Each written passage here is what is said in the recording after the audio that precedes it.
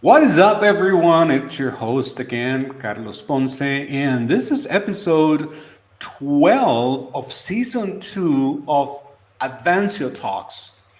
We're live and we have got Peter Schavaker, the CEO of Nearshore Cyber, with us today. And I'm going to let him introduce himself in a minute. Thank you, Peter, for being here with us.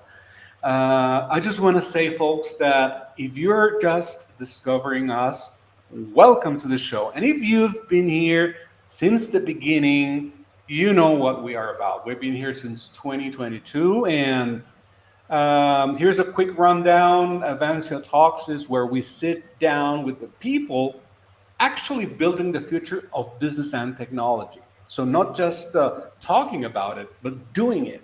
You know, CTOs, founders, the folks making decisions that matter. So whether you're drinking coffee, commuting, or just curious about what's actually happening in tech, stick around.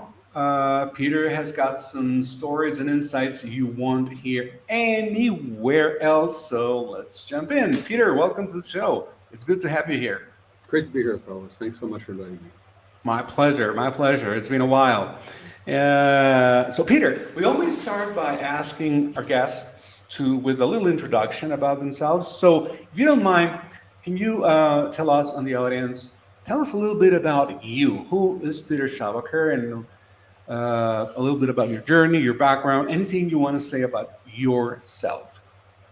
Yeah, professionally, I spent the past 28 years in cybersecurity. The last 3 years building Nearshore Cyber, which is a mostly a staff and recruiting company, but we also do professional services. But I focus exclusively on cybersecurity and AI, which is like Mm-hmm. inevitably part of like everything that happens. A lot of that work has been community building. So we operate a community on the Circle platform. We do lots of educational events and mentoring, basically finding ways to scale um, uh, professional development and get people to work together and forget about the craziness in the world and build. Mm-hmm. Mm-hmm. And we love it. We absolutely love that part of the business. And yeah, we connect businesses in the United States with cyber talent in places like Mexico, increasingly in APAC, in places like Malaysia, Singapore, Philippines, little India, and we can do it. We like to work on Greece and South Africa. Hmm. Interesting. South Africa, huh? We Wow. we have I have some friends in Cape Town, and they're like, "You should Oh. recruit here." I'm like, "All right, for you." And there's great like anywhere you look in the world, you find value. You find people who have something different. Right. And that's it's a lot of the time it's labor of love. Sometimes it's just labor, but we get to meet fascinating people wherever we go. Absolutely. Absolutely. So great. Thank you, Peter, for sharing a little bit about you. And so let's get started. And I would like to start by asking you the following. So, first of all, I mean, I've known you for a few years, ever since we touched base for the first time. And I know that you have spent at least 2 decades in cybersecurity leadership. So what is the biggest shift you have witnessed in how companies approach security talent acquisition? You know, when cybersecurity before cybersecurity was information security. It was really just a kind of a branch of IT that was reserved for people who wanted to take on um, the new kinds of problems in IT. I mean, most of us were network security or systems administration, and so we were all grounded in tech, Mm-hmm. and we would take on security because it was just needed to be done. Nobody sought out a cybersecurity career or an information security career. You just found yourself there. A lot of people came into IT through the business, but mostly we were interested in building systems and networks and then protecting them. That was kind of the order of operations. Mm-hmm. Over time, there um, have been attempts to create a profession. We do not. There is no such thing as a profession of cybersecurity. The field is too young. Hmm. Even though it's actually been. I started in 1998 at Citi as a tech grader on a temp job. Wow. It was supposed to last 6 weeks. I was supposed to like document firewall processes at Citi, and I liked the people I worked with, and I liked what they seemed happy. So I was like, Hmm. what do you do?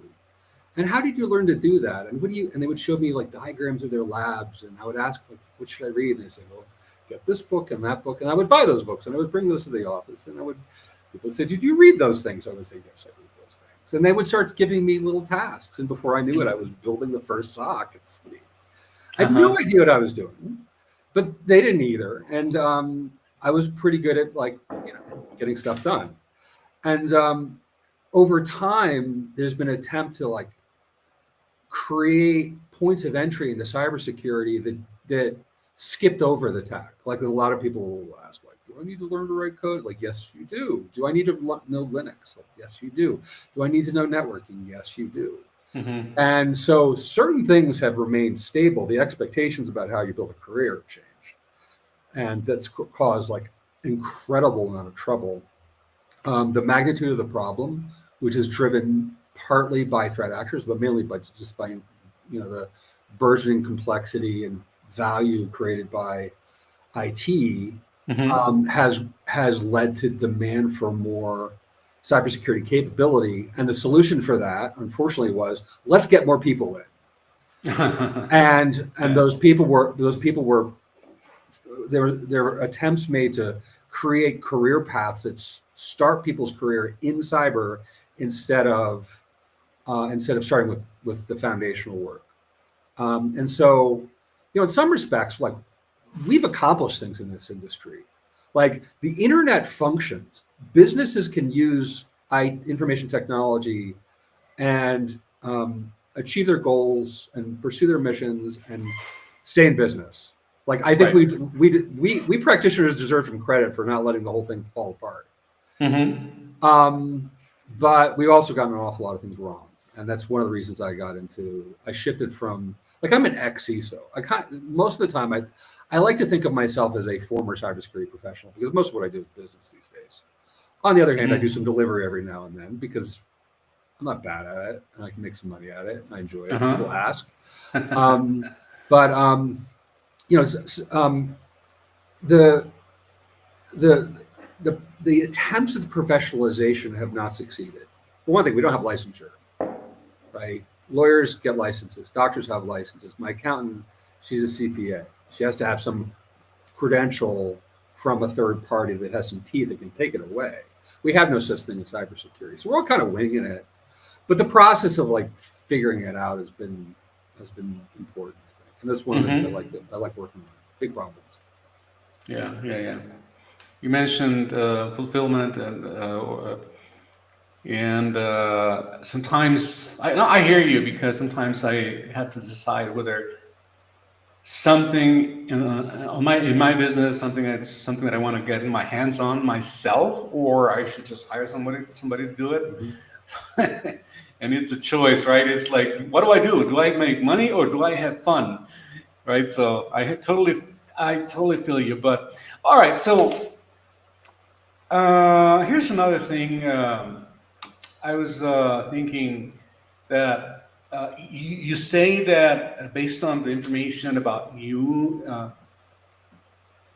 you say you're rewriting the playbook, okay, Mhm. on cybersecurity talent. So, what was fundamentally wrong with the old playbook? It wasn't one. I mean, I'm not. Not rewriting it yet. I'm working on it. I'm getting there. I'm actually. Okay. I have a project in mind. It even has a code name. I call it Aramis because I like the Hermes myth. Hermes was the only guy who could go to the underworld and come back. Okay. I also have a thing for bats. I have a tattoo of a bat. I'll show you, but I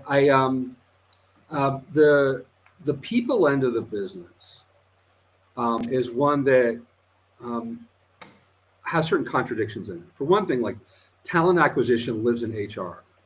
HR is basically about compliance, and it's important. Talent acquisition is about marketing. and marketing and compliance are oil and water.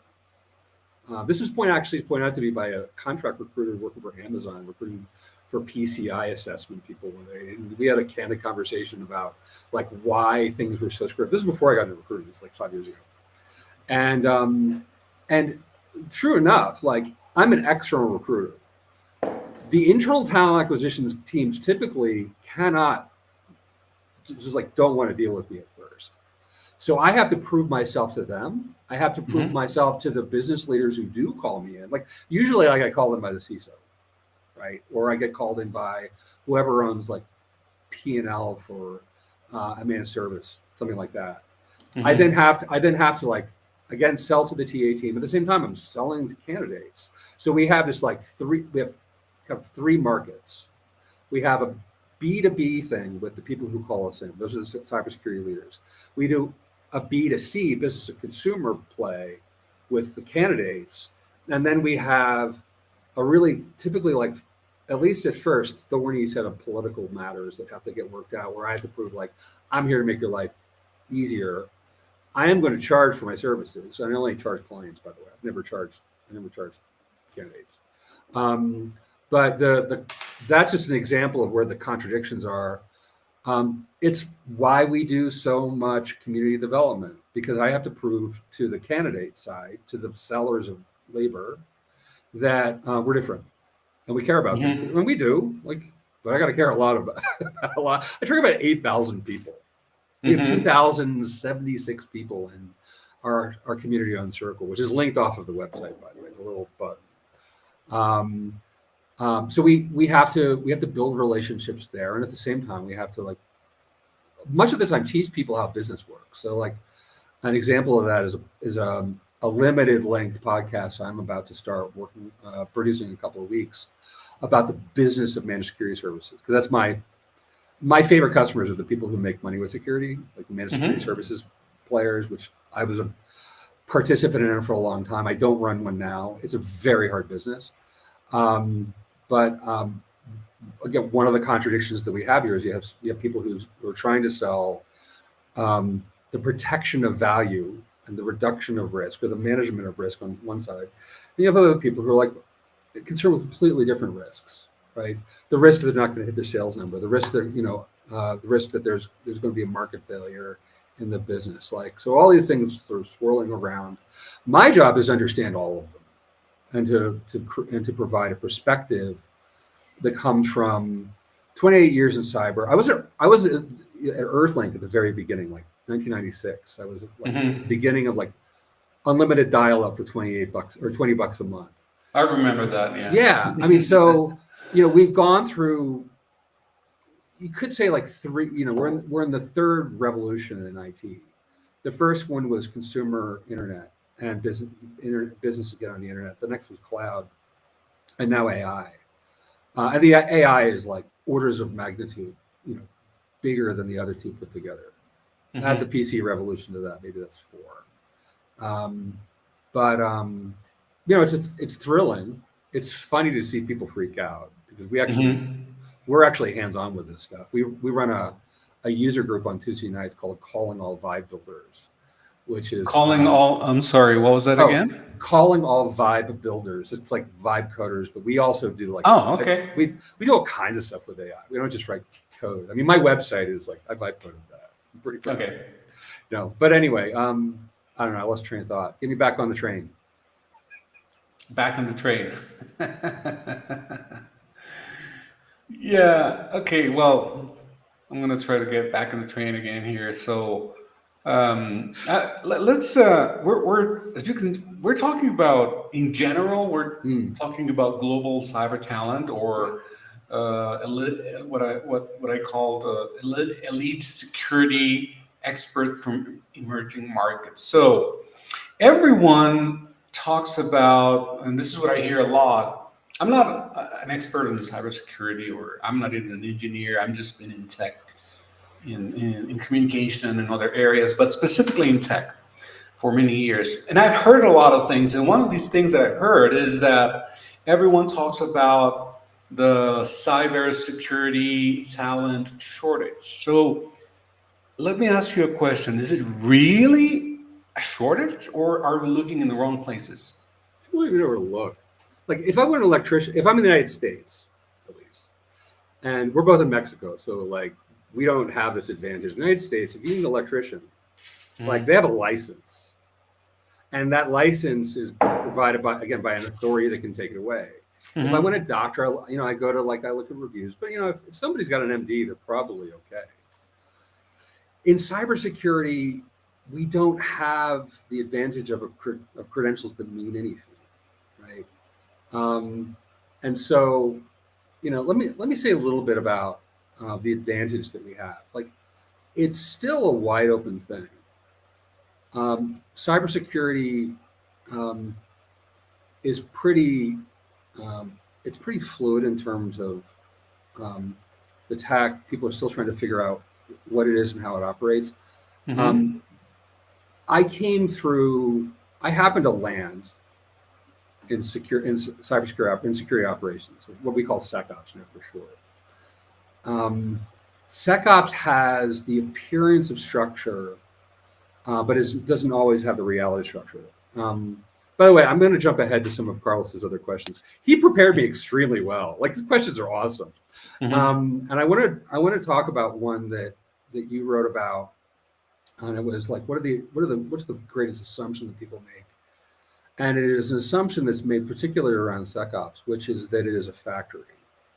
Um, the typical anybody who's come in contact with a SOC or anyway knows that it's usually talked of in terms of like level one, level two, level three. That structure comes from call centers. So the Mhm. assumption is that security operations is functions that way. It doesn't actually. The first person to get an alert is the first person to come in contact with a malicious, intelligent adversary who means to do them and the organization harm. And so you take the least experienced person, pit them against somebody who's quite experienced a lot of the time, and then we expect things to not go badly, to be optimistic about Right. it. And so, going back to the question of like fixing the talent business, one of the things we have to do is look at the fundamental structures and processes of cybersecurity and cybersecurity operations, which is a part. Right, cyber is Mhm. much bigger than SecOps. SecOps gets all the attention because it's easy to create training courses that you can resell Mhm. online, like it's a racket. Mhm. But security includes like identity and access management is really where it's at. A lot of people who work in IAM don't even call themselves security; they say identity and security. I'm on the board of directors of a company called the Identity Defined Security Alliance, whose part of their mission is to correct that assumption Mhm. and to get people's beliefs in order. Um, but we really need to make structural changes. What that would allow us to do is catalog capabilities. And when we have a catalog of capabilities, we can look at what do we have, what do we not have, what do we want to have, what do we want to build, what do we want to hire out. So when people go to the labor market, and usually they like a hiring manager goes to the CISO gets budget. How they do that is like more alchemy than chemistry, right? Mhm. Um, Job description gets provided. Usually it's like the last one with a couple of tweaks, usually stuff added on. People don't know how to write job descriptions because they don't know what the job is. Or if they do know what the job is not what it should be. Right. So Mhm. then we have that provided through talent acquisition. Talent acquisition posts it. Maybe they send it out to agencies like mine. And then on the other side, so that's the demand side. On the supply side, the job hunters, what do they have? Resumes and cover letters. Cover letters are a really weird thing if you don't have envelopes and stamps. I remember. Do Mhm. you ever like send a resume to a company and you had a cover letter and it said, "To whom it may concern, please provide this to the Human Resources Department pertains to this kind of job," and that's what a cover letter was for. Maybe say a Mhm. little more, but that's what it was. It's all electronic now. You shouldn't have to have a cover letter, right? Right. So you have this sort of free form thing in the form of a resume, and no one really knows what's supposed to go into one. And then you might have an application that is mainly for compliance purposes and the convenience of the recruiter, right? And I say convenience because a lot of the things that are asked at the beginning, like when you first fill it out, they don't need that until they do an offer letter, and you're probably not going to get one of those, right? So there's like this really weird set of, I mean, we hire and get hired by traditions, not by logic, not by reason, not by efficiency. Like, let me give you an example. One of the things that we did is, it's not part of sort of my grand plan, but it's a little tactical thing. I write my own job posts. So we have an applicant tracking system. It's in our website. You hit careers, and it'll take you to this fairly ugly thing. You can put in you can fill out the part about education and job history and all that stuff, but I don't make it mandatory. It's the minimum that I ask for, so that I can make a decision about, am I going to ask for a 15-minute interview with you? And usually in that 15-minute interview, I can get a feel. One, it's a test, like you're actually going to do the interview or not. You're going to show up. About a third of my interviews don't show up. I mark them as banned, never deal with them again, didn't show up for interview. Cool, I'm moving on, right? So there's a little test along the way. But I just want to be able to make a decision, am I moving forward or not? Interestingly, if you come from SecOps, you know that you're always trying to make you have two options on every decision, and it's all decisions. I get an alert. Do I continue to work on this, or I'm sorry, three things. Do I continue to work on this? Do I drop it, or do I escalate? That's it. I have the same ones. I get an application. Okay. Do I need to do more research on this? I need to look this person up on LinkedIn. Am I going to do analysis from my triage of an application? Okay, I'm good. I'm ready to decide. Am I going to reject? Right. Send a note saying we have carefully considered your application and found you wanting. Now, by the way, I always invite everybody to our community because I want to give people a second shot. Everybody gets in. Well, almost everybody gets in there. Again, there's some knuckleheads that I don't invite. Right. The third option is an escalation. The escalation is to whom? If it's my partner, Laura, who does a lot of the intake stuff, she escalates to me. If it's me, escalation means they go on the long list or the short list. Or if they're like really good, high priority, right? Or the opposite of severity, high opportunity, I'll send it straight to the client. I'll be like, hey, client, like you got to talk to this candidate. She's awesome. Right? We need to jump the line on this one because they're great. Right. That's kind of like the escalation that we do in a SOC. Same kind of process. But if I ask for a lot of junk at the beginning, it's like having an overloaded alert.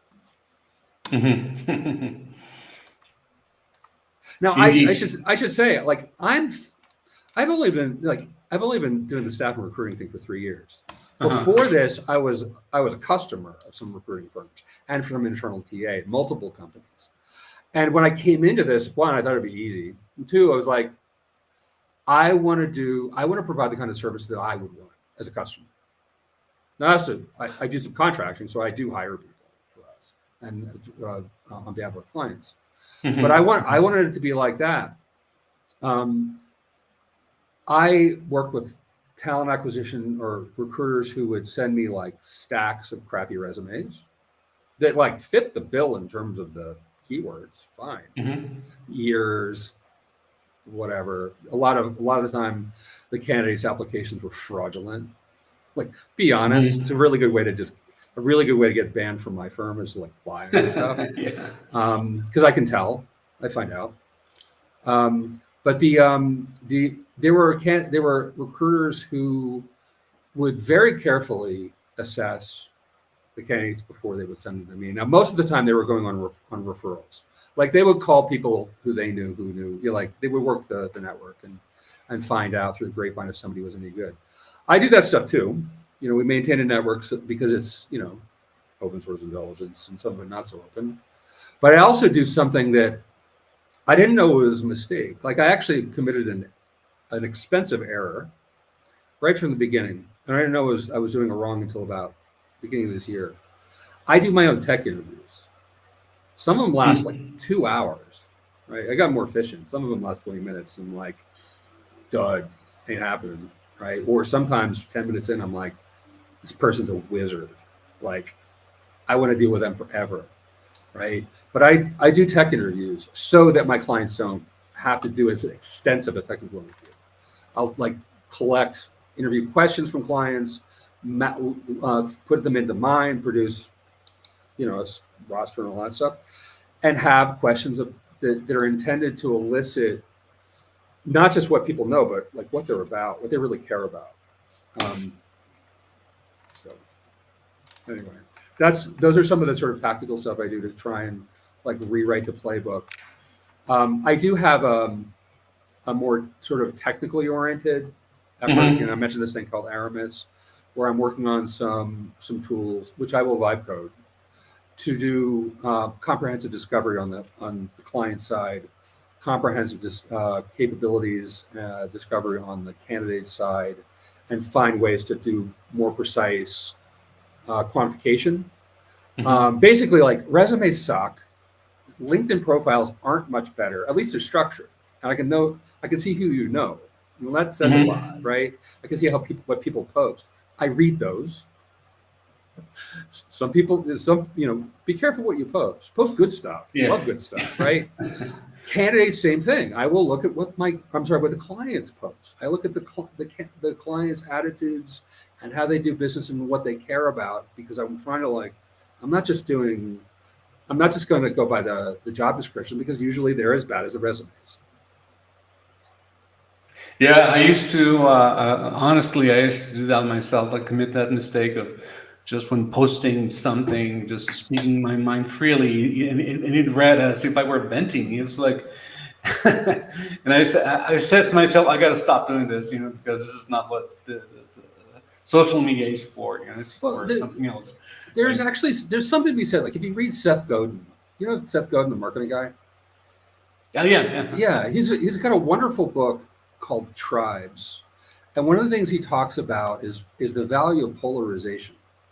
Like not everybody can be in the tribe, right? And the most important thing is be in one, find one. But there are going to be insides and outsides. I'm often accused of being a gatekeeper. Like not everybody belongs here. Sorry, if you were told that you should be in cybersecurity and you weren't informed accurately or fully, somebody conned you.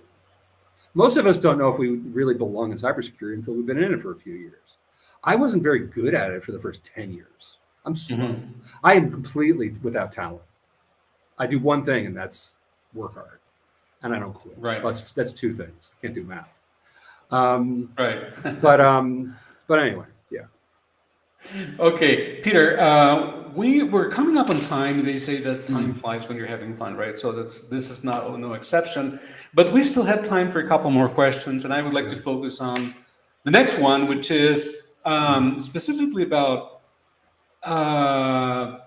intellectual property. So what would you say to a company that worry about intellectual property security when working with nearshore cybersecurity teams? It hardly ever really matters, and that's usually pretty easy to dispel when you consider where your data already is. Like a lot of years ago, I was living in San Miguel de Allende. I was working for a major healthcare organization starting a project, and they're like, I asked if we could bring in somebody from Sweden, like great civil engineer, and they're like, oh no, everybody's got to be in the States. I'm like, I got a problem, but we just didn't talk about it. And I found out like that day that all of their mail was in Bengaluru. It's in India. And I'm like, I can't bring in this guy from Sweden who's like really good and inexpensive. All of your exchange is hosted in a data center in India. Like, is it really a problem? I hear this a lot with healthcare, and like AstraZeneca is in Mexico, Pfizer's in Mexico. It's like, you go to some places, you throw a rock in any direction, you're going to hit a healthcare company that people think of as a U.S. or European brand. So, like, the question I would ask is like, does it really matter? A lot of the time, it's not about the person I'm talking to is not the one with the problem. They're afraid somebody else will, and they don't. So much of this is political. So much of it is political, and it's internal politics within the company, and they think they might have to expend political capital because of the foreignness thing. And a lot of it is just racist. I mean, Mm-hmm. like racism is all over the world. The United States has its own particular flavor of it. I think that in cyber anyway, Nearshore Cyber has made a serious dent in the problem of racism in cybersecurity. Like, I think we've made progress. People, and I hear it directly and indirectly that people like Mexico hits the list. Mm-hmm. People speak. Another thing I see is a greater respect for Indian cybersecurity workers. Mm-hmm. The idea that like the people that you work with in India are somehow like not creative or whatever. It's like it's always been false. It's just not true. Mm-hmm. There's an incredible amount of like intellectual ferment and inventiveness in emerging markets all over the world. But I see like incredible minds in Mumbai where I'm doing a lot of business right now. Mm-hmm. Indeed, definitely. So the last question that I had that I have that we have time for, unfortunately, is the following, and this is of course about the future, right? The trends. So looking at current trends, what would you say is the ideal cybersecurity team structure? How's it going to look like? All things considered, AI and all the trends that we're witnessing these days. What's it going to look like in 10 years? 5 years or 2 years? What does the future hold? Yeah. Well, I hope that mid-size and large and up. So I mostly deal with like mid market. I don't do SMBs. I am a small business, so I don't deal with my companies my size. Um, in the mid market or on up, you're going to see more centers of excellence, where you have people who have deep domain expertise in the principles of cybersecurity. Cybersecurity, in the end, is actually really simple. It's like the more time you spend here, the more you see the patterns. You're like, zero trust is really like it's not new. It's a return to first principles. It's taking seriously things like principle of least privilege and the idea that Hmm. you're probably owned right now. Like we were all saying it, now everybody believes it because John Kindervag was smart enough to actually put it into words people could get. Hmm. And so I think you're going to see sort of concentrations of smarter and smarter people, and those people are going to have more and more influence and more power thanks to AI, and hopefully because of better organizational structures. All technological problems or all inhibition of technological progress comes from the the need that people have to like reorganize themselves in their thinking. The big problem we have right now is we're still getting over COVID. Pretty much everywhere you look, every problem that you see can be traced back to the fact that we saw a lot of people dying and sick, and a lot of people are still sick. Americans have an especially hard time with this because they cannot cope with death. Hmm. Mexico, we're great at death. We're really good at death. We have the most amazing social, community, and individual rituals when it comes to death and dying. And the United States, unfortunately, it's like, oh, you go to the funeral and you go back to work. People don't heal, and so that has to get worked out. I think in time, 10 years sounds crazy, but I think that's the length of the recovery from the pandemic. Right, exactly. Great. Final words of wisdom. If you were advising, let's say, a tech CEO or CTO today on building a security organization, what's the one strategy that they would need to implement immediately? And we're going to close with that. It's more of a design principle. Remember your value to the business and make sure that you can communicate in those terms. Like the best, one of the best, I think, perspectives to have is finance and accounting. People talk about like you need a like I don't pay any attention to cybersecurity degrees whatsoever. I really like people who have business backgrounds, sales backgrounds, the humanities. Like some of the best people I've hired were like high school teachers. Hmm. I would really love to find some anthropologists. Those people know how to deal with uncertainty and measure it. Okay. Right, right. So I mean, look for in terms of talent, look for people who are not taking the path that you were sold as the path, because the path is it's always different. like if somebody asked me what my path is, I'd have to say, well, this is what it was, but it closed behind me the moment I stepped in front of it. And yours will too. Absolutely. Absolutely. We got questions, Peter, from the audience, as a matter of fact. And actually, We do. where we have listeners from as far as Zimbabwe. Zimbabwe. I've never pronounced it correctly, but you get the gist. So, and we also have a question. I'm just going to read it because it's too long to post. It says, um, by Shashank Maria. I hope I got that right. I know Shashank. Hey, good to see you. Oh well, there you. Okay, there he I bring is. I bring a whole crew. Like most of these people I Yeah, know, they're my friends. yeah. It seems like you got quite a followership.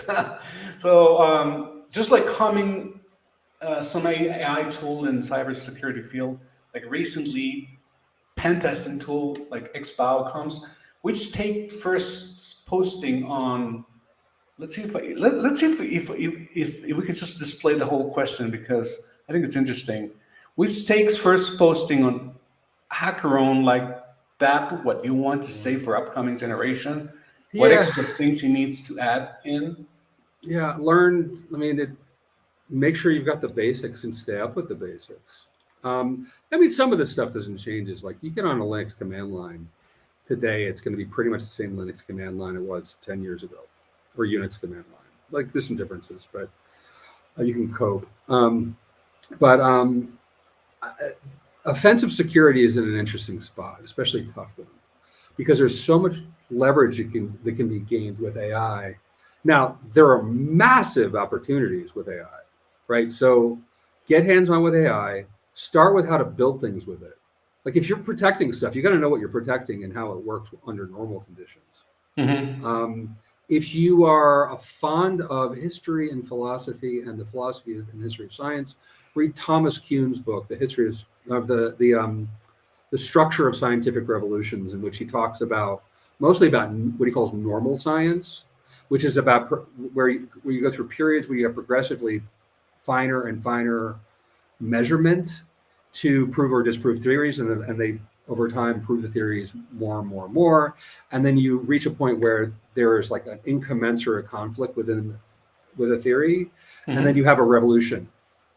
We are in a period where we are dealing with a revolution in AI, but we're also dealing with a kind of normal state, and there are people who are on one side in terms of understanding the incredible opportunity and understanding the shape of the disruption, and you have Mm-hmm. people who are trying to hold back and saying no, AI is bad, like stay away from it. I've lived through, like I said, 3 or 4 of these now. I know how they roll. You better get on the AI train because the other one's just sitting at the station and you're going to lose it. But there's like a whole other kind of computing. As for pen testing, specifically, HackerOne is a bug bounty program. And that's another one of these little niches in cybersecurity that people sort of like gloss over. If you're pen testing, you know it. I think there are opportunities there, but you're going to be in a position where you can actually achieve a lot more quickly. Mm-hmm. Here's the one sort of piece of tactical advice. Every time you're faced with a manual thing, ask if you can, in the same way that like systems administrators say, could I script this? Ask yourself, like, should I be doing this with AI and learning how the AI could handle it? It might not do it well, but maybe it's your prompts suck, right? So acquire new Mm-hmm. skills. Same as anything. Great. One more from Victor Ludolfo Mesa Morales. What do you think about using AI tools for recruiting? That's a great question.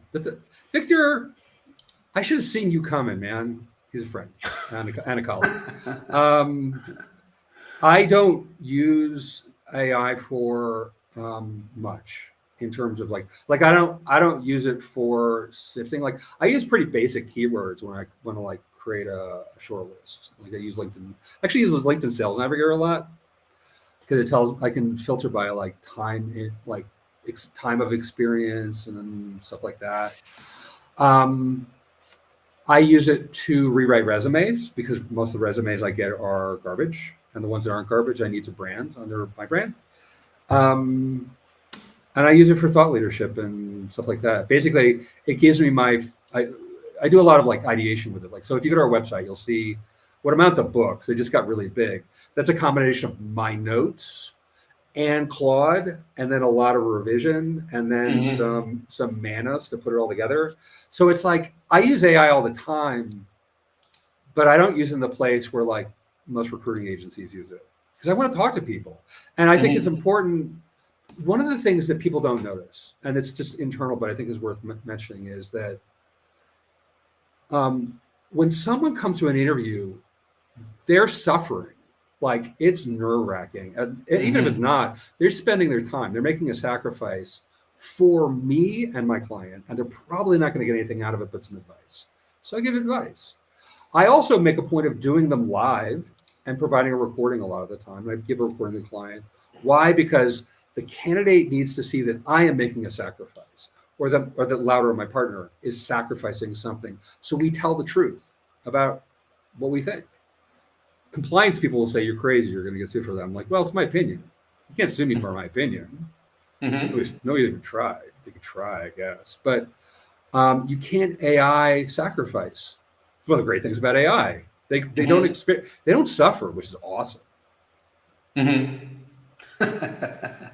I hear you totally. So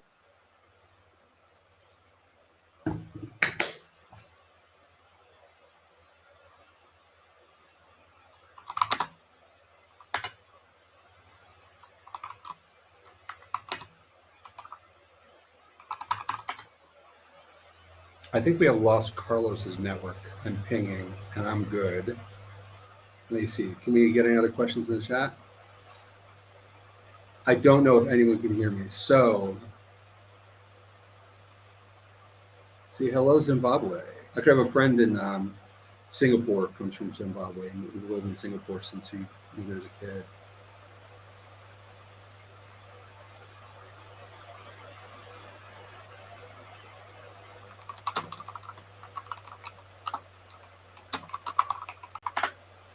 Well, I think we're like at the tail end, and I think Carlos's stream might have given up the ghost. Yes, it did. So anyway, I don't know if another question come in. If anybody has one, let's see. And I'm not in the LinkedIn. I'm just in here.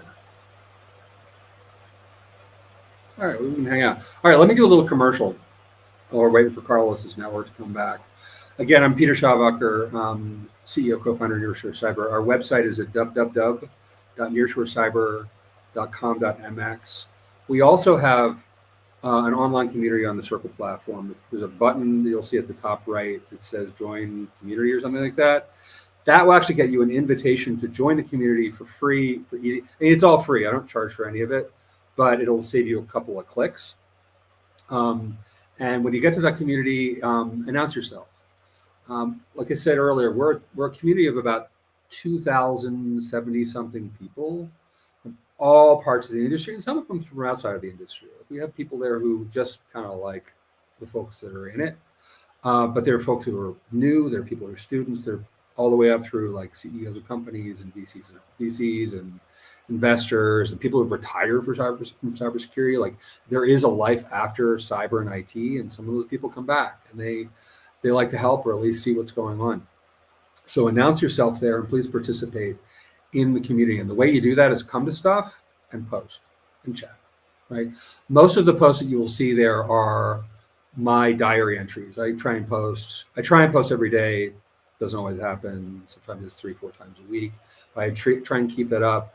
And when you read those posts, you will see that that's really just about what we're doing in the business, like what we're struggling with, what our successes are, what we have planned, what worked out, what didn't work out, announcements here and there. There's also a calendar. So the other way you get involved in our community is come to stuff. The regular events. Tuesday nights, we have, as I mentioned earlier, this thing called the Calling All Vibe Builders. That is designed along the lines of um, an old-fashioned Linux user group. Like I say, some of them are still around, maybe not so old-fashioned. But in Linux user groups, like people would show up and just like present on whatever they're working on. Most of the time, the thing they were presenting about was half finished. It wasn't complete works. it was something they were still working on. And so I'm just like talking about the events that we do and sort of vamping while your network came back. Don't know if you Peter, heard any of that. Yeah. Peter, I don't know if you noticed, but there was a glitch here Mhm. internally. Like I think I disappeared for a few seconds. Mhm. It's really okay because the recording, we're just going to trim this out. Folks, if you're watching this live, please bear with us. It's technology. We are in Mexico. It's unpredictable. Sometimes it's just like, it's great. It works perfectly. Sometimes it doesn't. We just have Well, to live I with got it, right? I got to tell you, my internet here is better than what I had in Brooklyn, and that's fine because I already have it. Look, one thing that people, a lot of, like, I think some of the people know, I'm really good at instant response. So we periodically play a game called Backers and Breaches, and it is like Uh-huh. it is mayhem when we do it right. Sometimes we have like 100 people show up. So yeah, no problem. We use the time well, but I'm ready for your wrap up, Carlos. No, no, that's fine. Actually, I was about to do that to wrap up. I just wanted to thank you for having been with us on the show today. I know we went over, and like I said, we time flies when you're having fun. This is a great, great subject. And Peter, how can people get a hold of you if they want to reach out to you? How do you have a website or a LinkedIn profile that you want to LinkedIn. share? Yeah, just look for my last name. I'm pretty easy to find on the internet. Would that be? I think that's the one that we're SCHAW. displaying at the bottom, right? Yeah, or go to www.nearshoreciber.com.mx, and there's like a submission form. And There you have it, folks, right there. I've been accused of being an influencer. I'm just really good at marketing. Well, you certainly sound like one, and consider me your fan going forward. So, Peter, it was great to have chatted with you today, and I sincerely look forward to more in the future. And please stay with me as we go off the air because I just want to mention something for you folks out there. Um, we're always looking for new faces of tech luminaries and business people in the tech biz world to come on board with us on the show.